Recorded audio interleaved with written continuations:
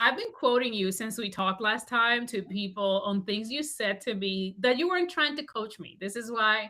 why this podcast exists, because we have so much amazing lessons and learnings about life, and I'm just so happy that you're here, Kathy. It's awesome. Oh, thank you. Thank you for having me here. I'm looking forward to this conversation. It's going to be a good one.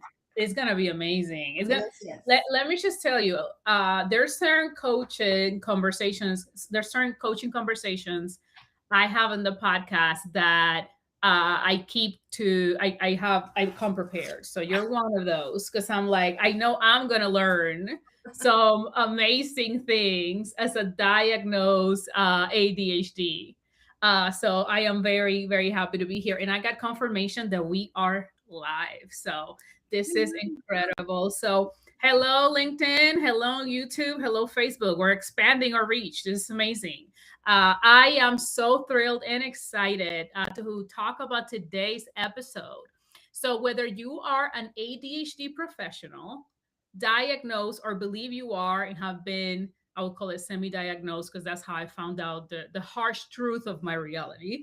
Um, but if you've been diagnosed with ADHD, or you know someone around you in your life that has ADHD, or you suspect that they have it, or you have a manager, a leader that is ADHD, or an employee, this episode is absolutely for you. And I cannot emphasize how thrilled I am to have Kathy here. Kathy is an ADHD coach and professional, content creator, business owner. And I am just thrilled to have you here, Kathy, because you have been so insightful. And I've been following you on YouTube in a non creepy way, just for my own personal gain. And your content is amazing. I might quote a couple of videos, shorts that you had recently that I'm like, oh my God, that's so genius. Like, this is me. So welcome to Coffee and Coaching Podcast. It's a pleasure to have you, Kathy. Thank you, Carol. I'm so glad to be here. I really enjoyed our conversation when we spoke previously. So let's get going. Let's unravel it all, put it out there, and see what comes up. Let's do that. So let's start with ADHD professionals. And you said something really important before we started the call, which is um, there's ADHD coaches, and then there's the role of the psychotherapist when it comes to ADHD. And there's like a very clear line. And you said something about ADHD coaching and a line that we don't cross. Do you want to share that with the audience? Yeah, and actually, what a good way to kind of set the stage for what we're here to do and what we're not gonna do. Yes. So one thing I'll say as we're having this conversation, I beg of the listeners, the audience, is do not diagnose yourself based on this conversation. You Yes. may find a few different ahas and relatability to us, and as we share our story, but also I want you to pay attention to what's ours is ours and what's yours it's yours, and it needs to be handled with care with the right professionals. Yes. So with coaching, with those of us who are well trained, follow ethics of International Coach Federation, follow the standards of PAC, which is Professional Association for Coaches, we know our parameter where we begin and end. So that fine line of what is coaching is truly about supporting, not helping. We're not helpers here. We're supporters. We're thinking partners. We're co-creators in coming together and moving you forward in this world of what got you here may not be the thing that's going to get you there, as Marshall Goldsmith talks about in his book. So we're about supporting you in redefining your path forward. You're sitting at a crossroads in your career. You're looking at your ADHD going, is it me? Is it my ADHD? What parts of it are the brain? What parts of it are me at my core, at my beliefs? So we don't go into the diagnoses. The diagnosis is there, no problem, it can be there. But for us, it's about moving forward. Where the therapists come in, where the professionals in mental health come in, which I'm so grateful for, is those nuances of one of the things I always say is ADHD often does not come alone. It usually comes with its siblings, I like to say. So a lot of the clients that we serve, it's ADHD autism, ADHD dyslexia, ADHD anxiety. Mine is ADHD depression. So knowing that there's these complexities as coaches, it is absolutely important for us to kind of distinguish where we begin and end and where the therapists come in, and having this ecosystem of support for the person, because it's just not one thing. So that's the disclaimer, I guess, of this conversation that we're gonna put there. And what I love the most about what you're talking about, for me, I'm officially diagnosed. I went through a professional diagnosis because for the longest part I have, done the tests and the assessments, and the companies, at least when I was at Microsoft, they will do like a test for you to test, neurodivergent, and like, ADHD. I think I broke the thing. Like they were like, you're not even at 100. Like, we need to, and our partners sometimes diagnose us. Like my husband's always like, kind of pointing out, like, do you realize you're doing this? And I'm like, nope, not at all. It's just happening. But what I love about what you just shared, and I want to talk a little bit about ADHD professionals and the guilt that we carry, because there's a lot of like guilt that also comes from it. So we can like touch on that a little bit. But I also, for me, when I think about like ADHD diagnosis and like knowing, it just allows you to then start working on it. And I love that you said, "Hey, this is my ADHD acting up," right? Like when we do strength finders coaching, we talk a lot about your natural born talents. And Mhm. hey, is it you that you're speaking, or is it your natural born talent, which is your brain pushing you to do things that you feel naturally, thinking, feeling, or behaving a certain way? So I love that you brought that up. Going into the guilt piece, right? Is that something you see a lot when you're coaching people with ADHD? Like there's a lot of guilt that gets carried because our brains and the way we operate is just not typical. Yeah, it's there's so many things in addition to guilt. Love it, love it. There's guilt, there's shame, there is excitement, Yeah. there is opportunity. What can I do with this? So the emotion wheel, I always have it at my desk Oh, handy, because we go through all the different emotions. We're like, love "Oh, it. what is Love this right now?" So, resentment, the what ifs. Oh, if I'd known earlier, would I have done my life differently? So with ADHD comes the wheel. It's like we wear it close to us. Mm. And as we go through the different stages of life, I think there's different feelings and emotions get unlocked, and we process and we move forward. So yeah, absolutely. The guilt is there. The I will be found out is there. What if they find out? Because on the surface, those of us that high performers have kind of moved up the corporate ladder, we can look like we got our shit together. But No. underneath, our feet are like dangling, and we're like, oh my God, what if somebody finds Yes, out? yes, yes, yes. Yeah. I feel that so deeply in so many levels. Like, because for me, you as well, right? We're both diagnosed, and like it, I believe it's my superpower, right? Like it brings a lot of like super strengths, but it also brings with great power, brings great responsibility. I want to talk about this high achieving thing because I I've met a lot of ADHD, and I think that also there's a difference between ADHD, and I think we talk also about the difference between hyperactivity versus not hyperactivity. Would love for you to talk a little bit more about that, and then we can dive in deeper into the high achieving, because I know a lot of high achieving ADHD professionals, like a lot. Um, you know, um, when initially I got my training on ADHD, there was a section in training that said there's three types: the inattentive, the ones that are sitting in dreamland, that may, be looking out the window and they're gone, and you're talking to them, you're like, Sally. Oh, right. I was come back to the conversation. The dreamers, the inattentives, and then there's the hyperactives. The hyperactives are, and not necessarily just physical hyperactivity where they constantly need to move. There's also cognitive hyperactivity, which kind of goes across. And then there's the combined. So I held on to that three categories for a while till I met Dr. Russell Barkley, who I adore, who is now retired, who's been doing this work for years and years and years. And in the conversation with him, I really appreciated how he said, depending on stages of life, we kind of ebb and flow through some of this. So let me bring it on. Let me bring on perimenopause, people. We're going to go there right away, and then we're going to come back to it again later. We actually have a topic coming in a couple of weeks for that, so that's awesome. At this stage in my life, I feel like I'm more on the inattentive side of things because of what my hormones are doing to me. It's very unfair what's happening, but Yeah. it's happening.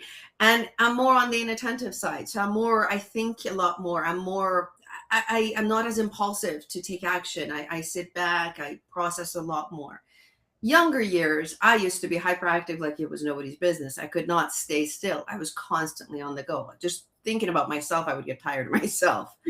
So just knowing those different ways that we ebb and flow depending on life stages, being a mother, changing career, childhood, all of that. So I want to take that into consideration that with when we talk about performance and high achievers, there's also this side of us. So ADHD to me is a spectrum Mhm. of, and you've, I've talked to you about this before. I don't buy into the superpower narrative because there's days where it really kicks my ass and it's my worst enemy, and then there's days where it's my best friend and I'm doing amazing creative things. So having that awareness of, you know, it's across the board, it's different for everybody. I think sets a more realistic stage that Yeah. we could be high functioning, high performing rather, and keep going. And then there's days where we plummet and we just want to sit on the couch and do nothing but Netflix.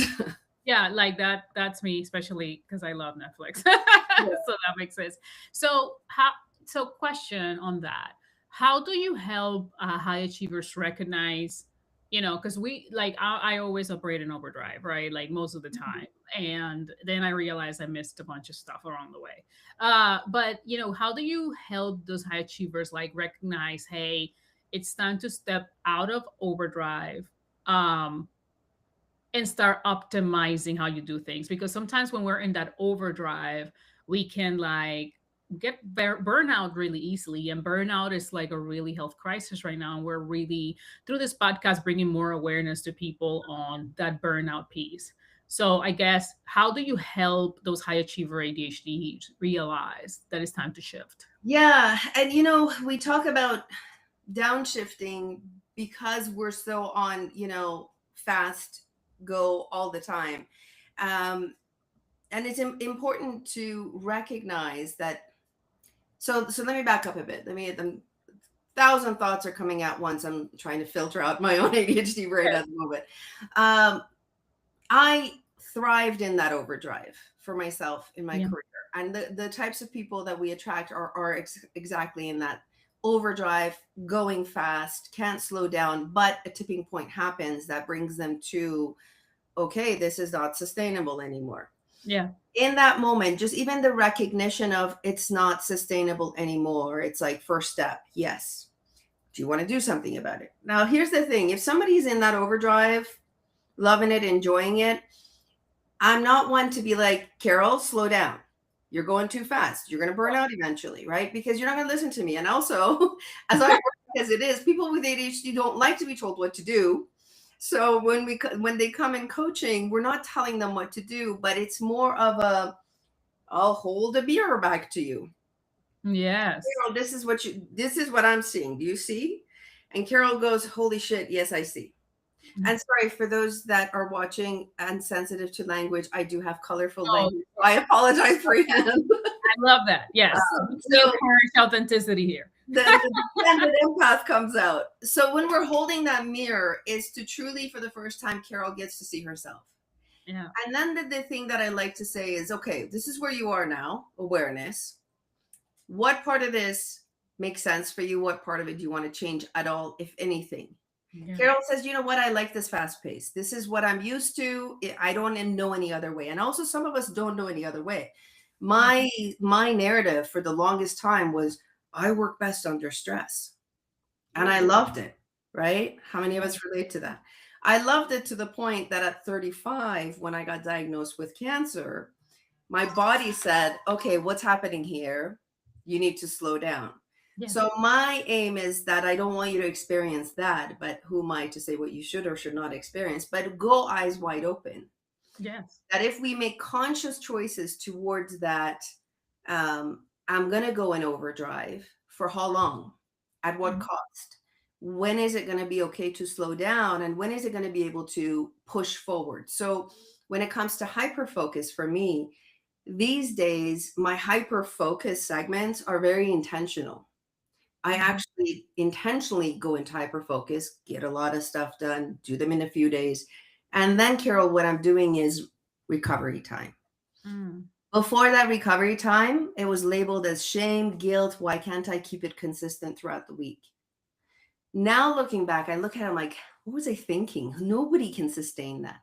No. And also, your brain can't sustain that level of dopamine rising. It needs to come back down. Yeah. So, being able to kind of have this conversation around intentionally setting this path for you versus the reactivity, the impulsivity kicks in, the hyperactivity kicks in for Carol, and she keeps going. Yeah. So that intentional moving forward, I think it's the first step. And then to how much of that do you want to keep and how much of it do you want to let go?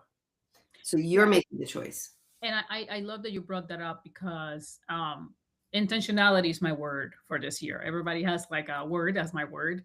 And it's because I want to put intention behind everything that I'm doing, but also intention towards my breaks. And like something that I realize is like my breaks need to be as much as creative breaks as they Hmm. need to be physical breaks. Because I'm a strength finders coach, my number 5 scintillaction, like solitude, isolation, re-energizes me, period. And we talked about this because we're both introvert, and the myth of ADHD people are not introverted, it's like one of the biggest myths I've ever heard. I'm like, I don't think that's how it works. So for me, that intention of having to pause and putting time frames for it. There was something you shared with me, and I want you to talk about it because it has changed my last couple of months, thanks to you. And I don't think you know because I never told you. No. I want you to talk about time management Mhm. versus energy management. Oh. Well, Yes. what did you get out of it, Carol? I'm like, you go first. What happened? Yeah, like you said that, and we were just, it was our first time meeting. It was a brief interview, it was a brief conversation, but you said so many things that I still have notes from. And I'm like, it was so selfish. I'm like, this is not for the podcast, this is for me. I'm like, and one of the things that you mentioned, I talked to you about time blocks and how I block my time and I never honor it. Like, putting a time block in my calendar is a gentle reminder that might get done or might not get done. And you talked about energy management and how to manage towards your energy. And so I would love for you to tell the audience, obviously, because what I took from it is I stopped feeling guilty about those time blocks after a Yeah. conversation. So would love for the audience to You hear know, it's interesting. When people come to us for coaching, they say, okay, time management, productivity, prioritization, like all these doing things. And I like to burst that bubble immediately to say, if you came to us for the time management approach, we're not the coaches for you because we don't do that. that. Love that. And right, because I mean, if we were, we'd be millionaires. If we had solved that problem for everybody, like seriously. And Love. to me, that's a bit of snake oil because everybody's different.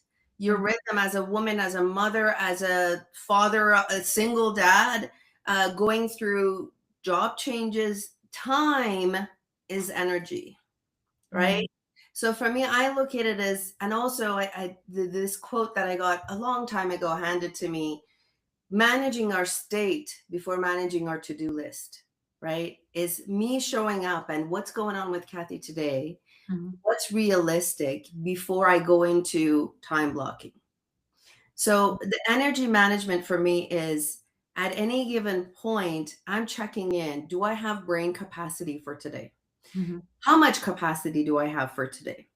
Is it 50%? Like literally in the morning. If I've got my little girl freaking out in the morning, not wanting to go to school, 9 a.m., I'm starting my brain capacity at half full. So Ooh, what's reasonable? Because yes. already I've depleted half of it regulating myself. And being a parent with ADHD is double whammy for us. Truly it is. right? Because we've got to manage ourselves, manage the little kiddos, all of that stuff. So that energy management becomes more important. I worked with a client once. He's like, Mondays, I come in, I've blocked it off. I'm going to get shit done. I'm doing this. And I sit there and I'm just staring at my computer. Okay, what were you doing on the weekend? Well, usually Saturdays is with family, Sundays with the in laws. He doesn't get along with the in laws. Mm, So draining. all day Sunday, he's draining, he's regulating, and all of that. So that residual goes over to Monday. So Yeah. just even stating that, oh crap. So Mondays, I'm actually not full tank. I'm recovering from all this dysregulation that happened on every Sunday. So then it's a heart to heart with self of, okay, then what's reasonable on Monday? Self care a little bit. And I cannot stand that phrase, but I'll say it. The self care part is, what do I need right now to recalibrate, to come to self? In his case, it's just pen to paper. He does a mind map of what he's going to do this week. Or somebody could be, I'm going to go for a walk. So that intention setting, right? So we go back to the basics of, let me just re-ground myself. I think as ADHDers, truly, I can say we're constantly feet are dangling in the air. Yeah. Get grounded is super important. So literally feet in the grass, go for a walk, it'll mean the world to us to be able to just ground myself. And there's breathing techniques that doesn't work for me. I Yeah. need to be like, I clean the house. That works for me. So something that says, let me ground myself before I can get into that day. So I, those are the ways that I talk about energy. yeah, I think about you cleaning the house. I'm like, my husband would love for that to be my grounding mechanism. But I love that you said that because I just talked to another coach. She's going to be one of our guests to talk about menopause and perimenopause, and she basically told me I haven't worked on Monday in 10 years. Mm-hmm. And she's like, she has her own business and also has her own, works for locally and has a job like everybody else. But the way she does her schedules and the way she works her thing is Mondays she's not working because Mondays is her recharge day. All weekend she's being with the child, with the husband, with the family, with like giving energy, and that Monday is her recharge day. So I just love that and the intentionality. And one of the examples that for ADHD, because I literally just talked to someone, one of my daughter's teachers constantly references ADHD. And for me, a constant work that I do, even in this podcast, is not interrupting. Mm. Like it's so like the interruption thing is so real, and I am intentionally right now as this life is going out not interrupting. And that's one of the reasons, one of my tips for it is like I keep a notebook with notes because I am afraid I'm going to forget what I'm going to say. So I make notes so I don't interrupt. Sometimes works, sometimes doesn't. But at least I know that it's something that I'm constantly working on, especially on a podcast. You can't like be interrupting every time. So it has helped me to have to hold back, even in conversations. But that intentionality that you put behind it is so important. And for me, it has removed a lot of the guilt and shame that I feel from not being able to follow what I used to call social cues, as probably other people can. Mm-hmm. Yeah. The interruption one was the one that got my diagnosis. I kept going to my doctor. I'm like, I keep interrupting people like it's nobody's business. Like I'm sitting in boardrooms with CEOs, and at the time I was doing tech stuff, and I would get excited in these meetings, right? Like even right now, if we were unfiltered, both of us would be interrupting each other left, right, and center, no problem. And the conversation will keep going. Culturally, it would even make sense for us. Why wouldn't we do this? So we'd just be doing it, right? Yeah. But in those settings, in those social cues, absolutely. And here's the thing: the more my state is in chaos, the more the interruptions were coming out. Right? Wow. Because I'm like, I'm impulsive now.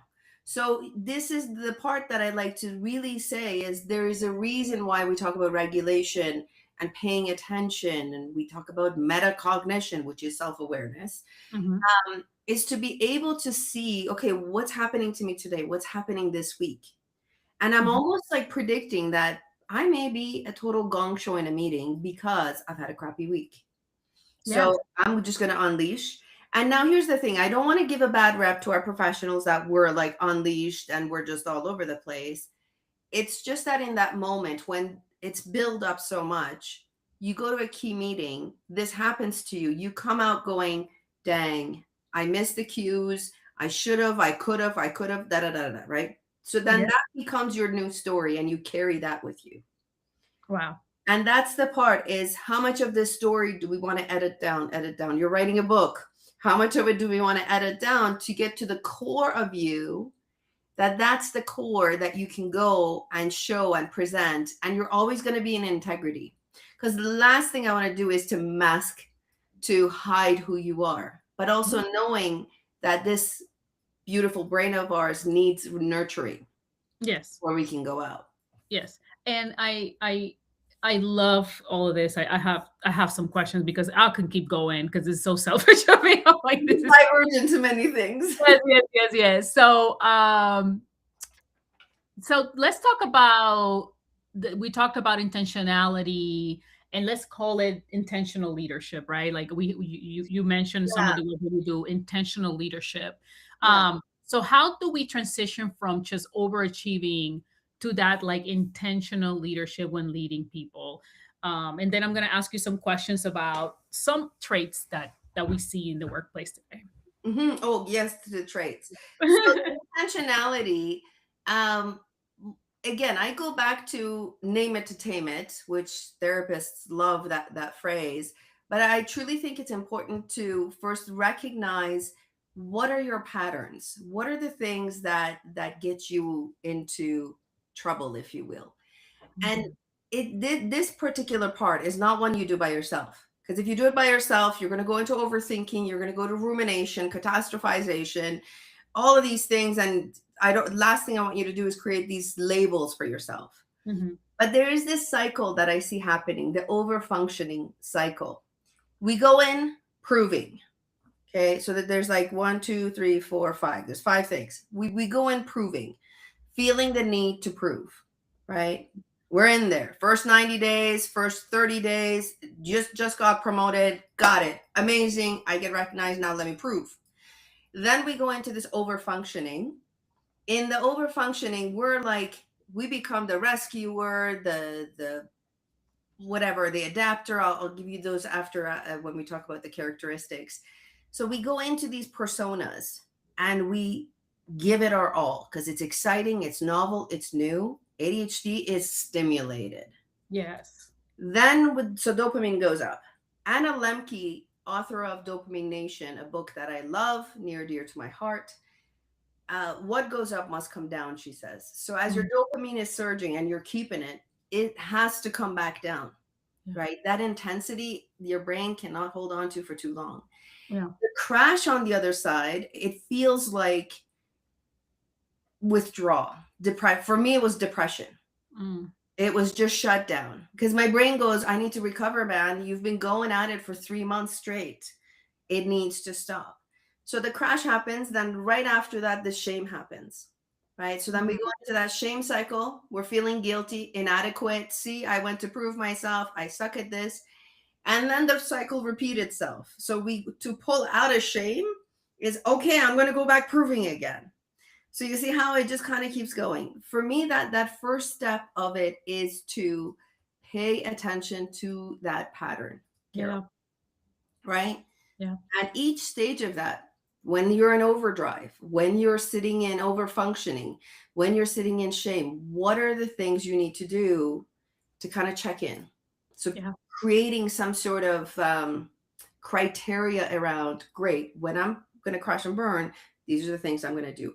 So the cycle, it's not one to push aside and say it'll never happen. Bull. It'll happen again and again Yeah. and again.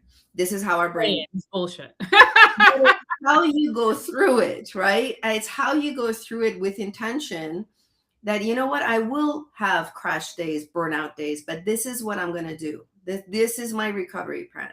So to have that recovery plan all the time, my brain goes, Kathy has a map. Great.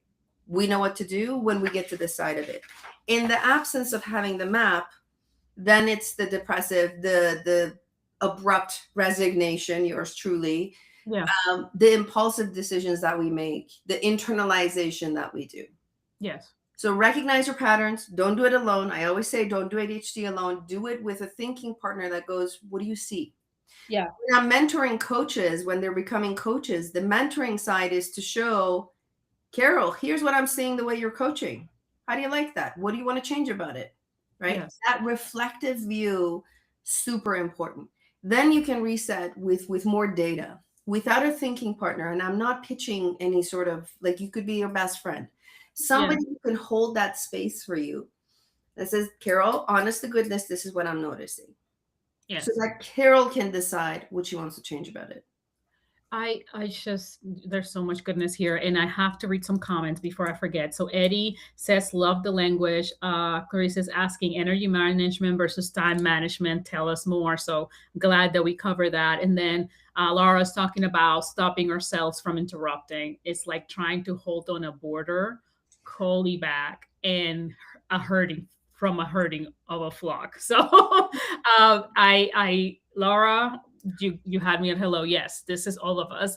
I do this piece of the pattern recognition that is so big, like Mhm, it's so mhm, big because for me as a person that studies burnout, I go through months. So what I heard you say is some people do months of that hyperactivity, mhm, and mhm. some people go days and then the next day, and it just keeps going. Yeah. Um, and I think that the pattern recognition of that is so important, um, because I'm just thinking, reminiscing about myself and some leaders and some employees with ADHD that I had, and what companies tend to do is that they call it disengagement, right? You're Mhm. disengaged.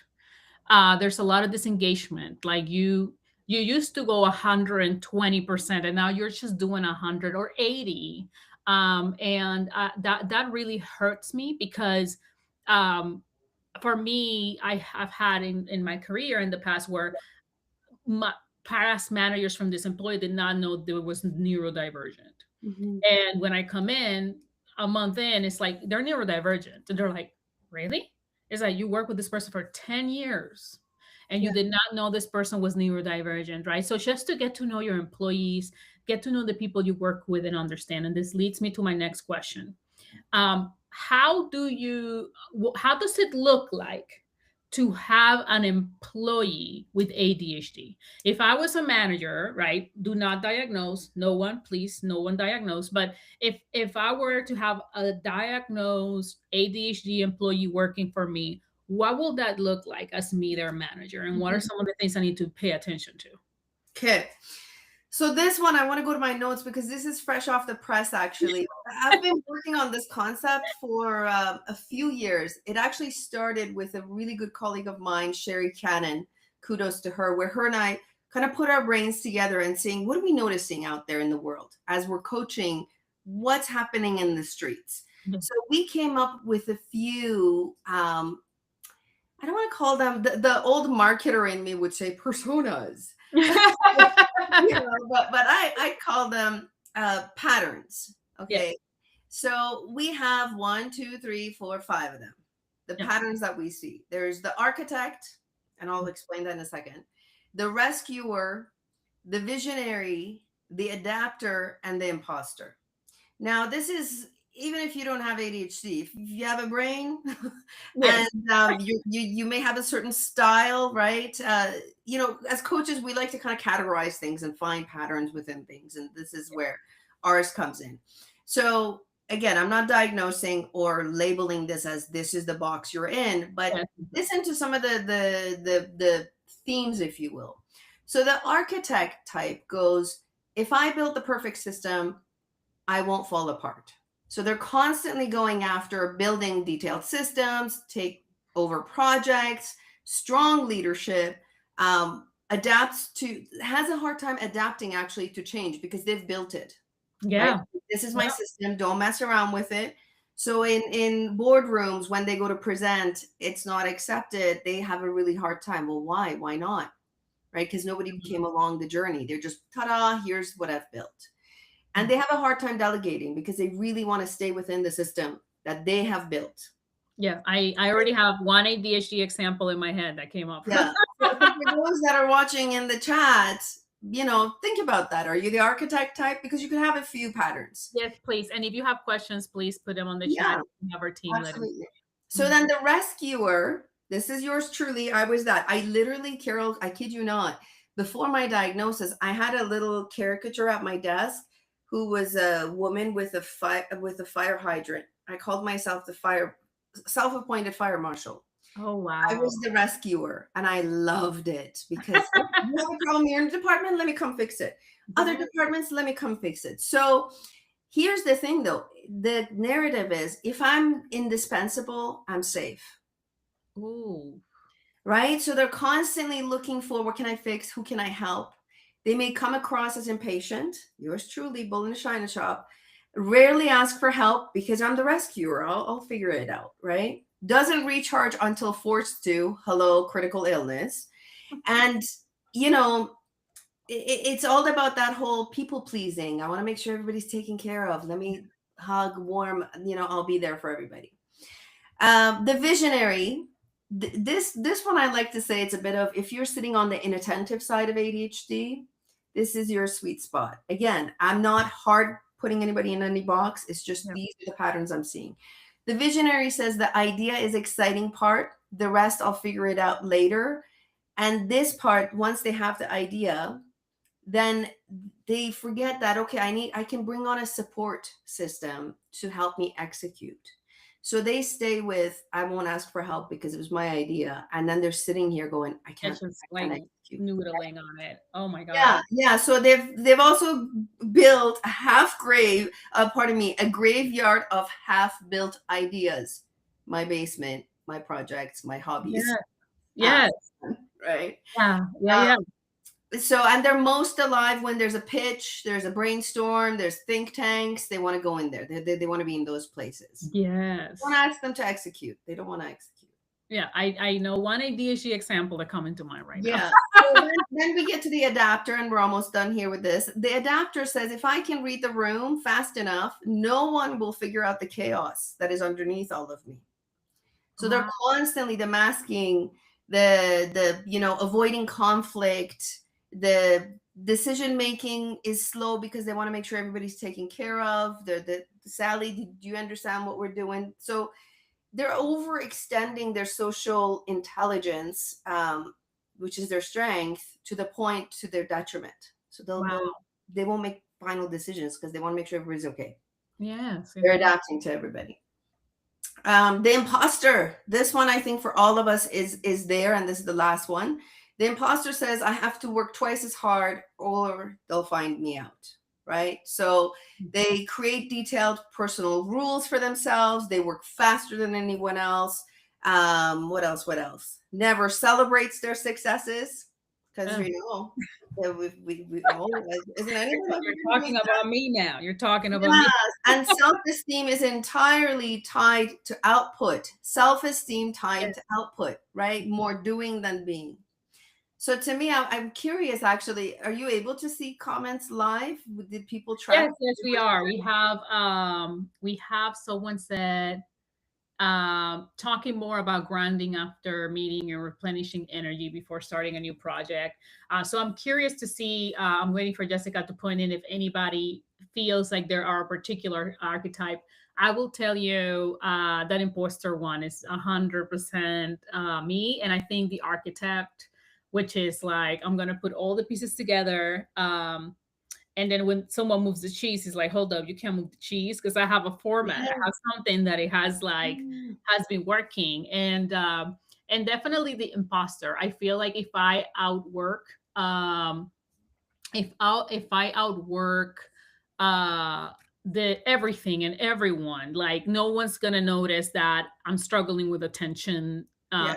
And for me also something I struggle, and this is the part I don't know if corporate America will be for me again, but the constant being on phone calls from 8 to 5 and a call and then another call and then another call, like it's just like for me my attention spam, I'm like I'm dying, right? Literally it just felt like that many times. We have a question though. Can individuals fall under more than one category? They said that they see themselves in a couple of Yeah, those yeah, components. yeah, yeah, 100%. That's why I say I don't want you to put yourself in one of the boxes, because these are patterns. And depending on projects, who you're talking to, you may pull out a different you in a situation. In Yes. family life, you may be completely showing up differently.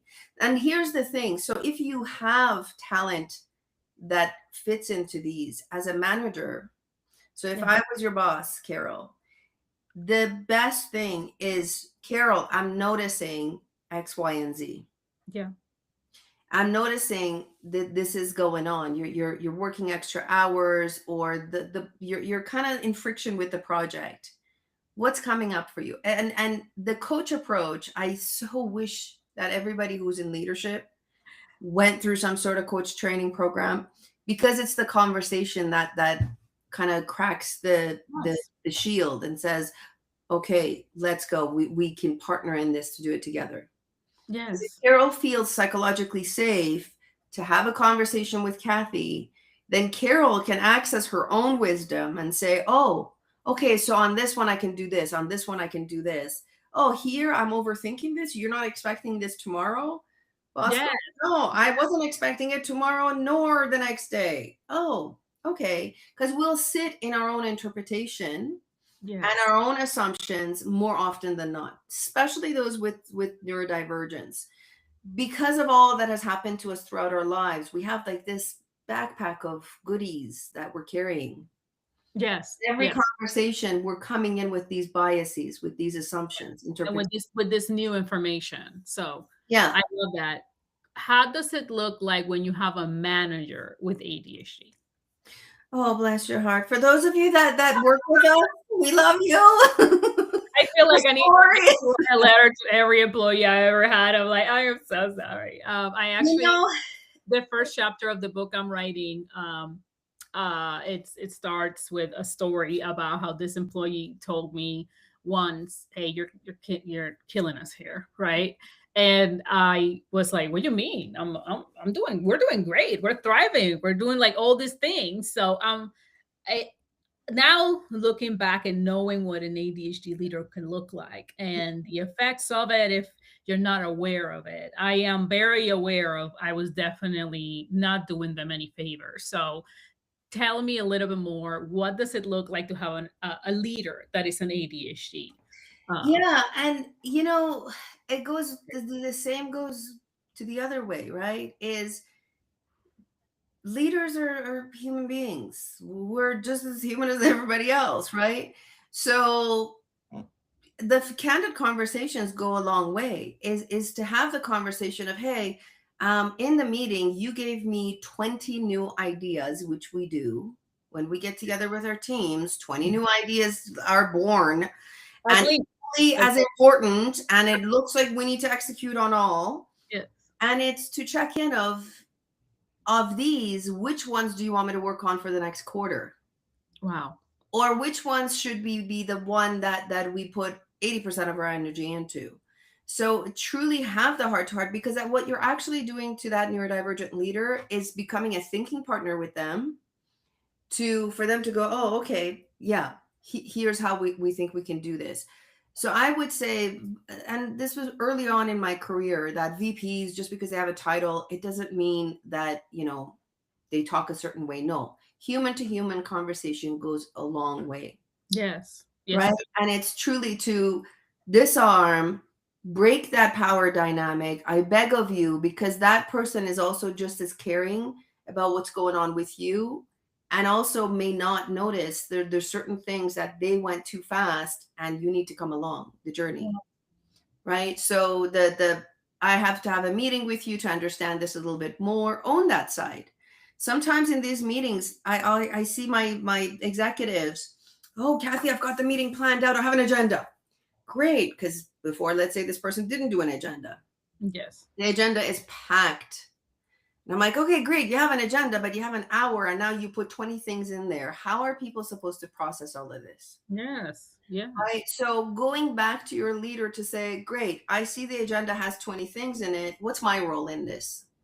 Yes. What's my team member's role? So having these truly heart to heart conversations about clarity, Mhm. about how did we get here? Can you give me 2 steps on how we got here? We are open to that. It's Yeah. just that when we present in such a way that almost cuts people off to like, oh, I shouldn't question, but no, Yes. Yeah. nonsense. With the energy and the enthusiasm. Yeah, because we come in so attached to it, but we're not really if that conversation is opened up. Yeah. And I'll say this too, for me, at least as a leader with ADHD, it has helped me a lot to use AI for a lot of things. Mhm, So mhm, I'm not AI is going to replace every human being on the world. Like, no, but I'm talking about you have an agenda, you have 20 things on the agenda. Tell AI what you're trying to do. Tell AI you have 45 minutes for this meeting and tell them how many people is there. I remember I was doing this presentation and I was like, and I want to talk about this and I want to talk about this. And it was a 3 hour session. And I had all this. They were going to leave being the best leaders that they ever wished they could be. Right. And as I'm planning, I was like, let me put this on AI, see how I can spread the time. And they were like, this is too much. mhm, Right, mhm. and so it's asking the right questions, preferably Claude is one of my favorite AI tools. So like, but just like at times if you don't have that partner immediately next to you that can verify those things for you, another human that can be like, hey, this is the right thing, like try to have those AI coaching conversations for it Yeah, so it can help you divide the agenda and the time of the meeting. If your company has Copilot, use Copilot, whatever is appropriate for your company. But I think for me, at least, it has helped me on the time, on the perception of time that others have, because my perception of time is I can always squeeze 15 minutes somewhere and it ends up being 45 minutes because I my concept of time is a little bit yeah, yeah, 100%, 100%. all right, all right. So many amazing things, and I can talk to you for forever. But I do want to have one closing question. If there was a takeaway that you would like ADHD professionals to take from this call, what would that be? Ooh. So many takeaways. I was talking to someone the other day, and I'll say that this is actually for a workshop I'm doing next week. Shameless plug. Yeah. Um, there is this conversation to be had about not everything has to be ADHD's fault. Ooh. Yeah. So it's almost like you've been taking the vitamin A, ADHD, I need medication, I need this, I need that, ADHD, ADHD. But what about vitamin B, which is the reevaluating your identity, your strengths, your values, your boundaries, like the deeper who stuff, which is what we do in coaching that matters, Yes. right? It's yes, there's the transactional side of you, right? The doing part, but the being part, don't forget this one. And Yeah. when you put vitamin A and B together, then okay, we've integrated.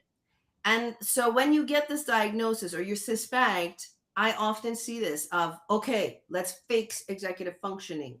Let's fix my time management issues and da da da da da. But it's the deeper stuff. And Yes. for me, when I arrived at the deeper stuff, the reinvention that happened for me in 2018, that was life changing. That was like, okay, it's no longer about a diagnosis anymore. It's Kathy 2.0, and this is how I am. And I can stand in my truth a lot more than before. And it doesn't have to be because of a diagnosis and because of this and because of that. Yes. So take the vitamin A and don't forget vitamin B. You got to mix it together. I love it. And it's so empowering as well. And I think goes back to that intentional leadership piece where being more intentional with how we show up. But above all, please, for me, from my perspective, you take anything, please search help. Try to get your diagnosis, your real diagnosis, or at least it might be something else that you don't know about, right? Because sometimes neurodivergent brains show up very differently, and I think it's important for you to know exactly what you are trying to treat. And not whether it's medicated or not medicated, you have options out here that could really help. Kathy, I am excited, and I have a feeling you're just not going to be the last time that we're going to be doing this because you're just incredible, and we have so many amazing questions and engagement, and this is so useful in such a relevant time today to be able to have this conversation, because the world's going faster than it ever has. And for everyone, neurodivergent or not, we need help in understanding what's happening with us. So you are amazing, and I'm so grateful that you are here in the show today. So thank you. Thank you, Carol. Thank you for sharing your platform with me. Thank you so much. This was so much fun. It definitely is. Okay, everyone. See you guys in a couple of weeks on the next Coffee and Coaching. Thank you so much for everything, and we'll talk soon.